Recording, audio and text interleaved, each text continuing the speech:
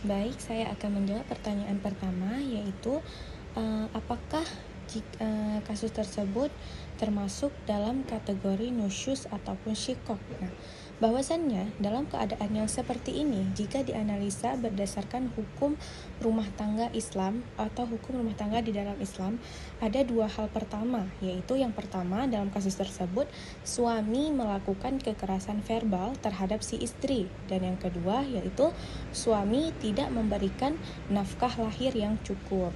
Nah, sehingga pada kasus tersebut di dalam fikih Islam dapat dikatakan bahwa suami berhak untuk memberikan nafkah kepada istri dan memperlakukan istrinya dengan baik, itu secara hukum Islam. Nah, dalam landasan hukumnya yaitu Al-Quran surah An-Nisa ayat 19 menyatakan bahwa kekerasan verbal dan penelantaran nafkah merupakan bentuk pelanggaran kewajiban yang dilakukan oleh si suami dan dapat menjadi alasan bagi si istri untuk meminta penyelesaian hukum tersebut atau perceraian. Nah, apakah dia termasuk kategori nusyuz? Tidak, karena dia mendapat si istri tersebut dia mendapat kemudaratan melalui kekerasan verbal dan tidak diberikan nafkah, maka tindakan si istri tersebut tidak sepenuhnya termasuk dalam kategori nusyuz, karena ada kaidah fikih yang mengatur bahwasannya ad-dararu yuzal.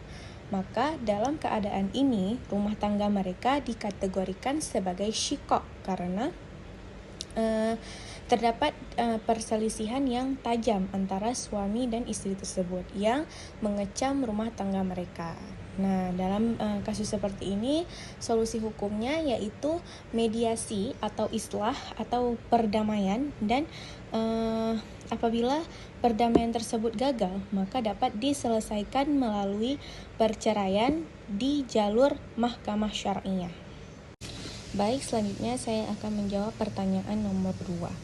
Nah, dalam kasus khulu tersebut bahwasannya perlu diketahui bahwa pengertian khulu adalah perceraian yang terdiri atas permintaan si istri dengan memberikan tebusan atau disebut dengan iwad kepada suami agar bersedia untuk melepaskan ikatan perkawinan mereka. Nah, landasan hukumnya yaitu surah Al-Baqarah ayat 229, bahwasannya prosedur hukum yang terjadi di Mahkamah Syar'iyah Aceh Besar yaitu yang pertama adanya pengajuan gugatan. Nah, dalam pengajuan gugatan tersebut harus disertai dengan alasan yang kuat. Yang kedua, adanya upaya perdamaian atau mediasi. Yang ketiga, adanya kesepakatan iwad. Yang keempat, ada pemeriksaan persidangan. Yang kelima, adanya putusan pengadilan.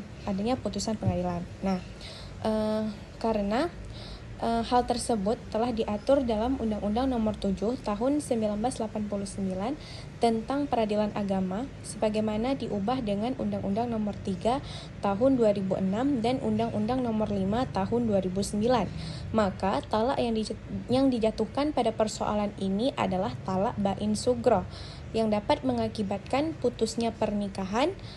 Kemudian suami tidak memiliki hak untuk rujuk secara sepihak. Kemudian hubungan suami istri tersebut berakhir sejak ditetapkannya putusan hukum tersebut. Maka si suami tidak dapat rujuk ketika si istri tersebut berada dalam masa iddah, karena dalam khulu hak rujuk bagi suami sudah gugur.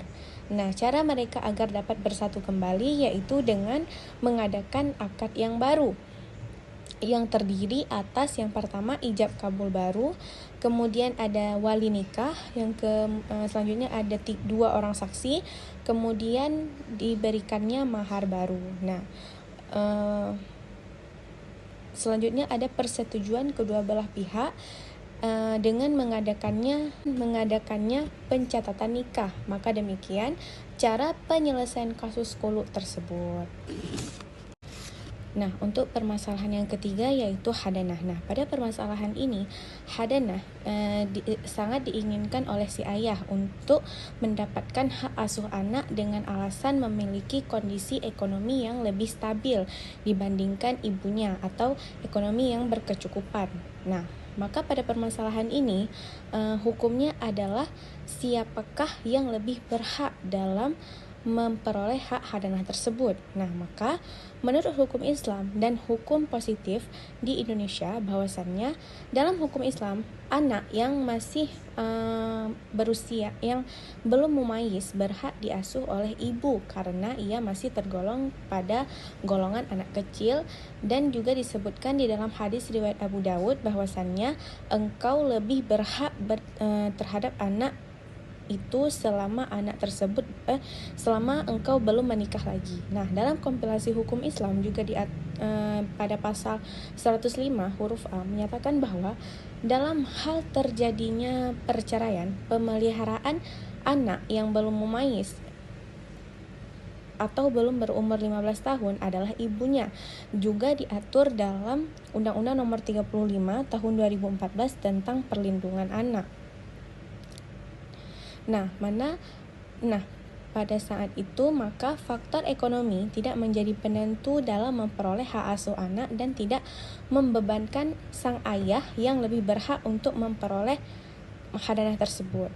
Nah, juga bahwasannya dalam pasal 156 KHI huruf D menyatakan bahwa semua biaya hadanah dan nafkah anak menjadi tanggung jawab si ayah selama ia mampu atau menurut kemampuannya. Nah, hak hadanah tersebut dapat beralih ketika ayah atau ibu dari anak tersebut berkelakuan buruk, kemudian menelantarkan si anak, mengalami gangguan jiwa dan lain-lain.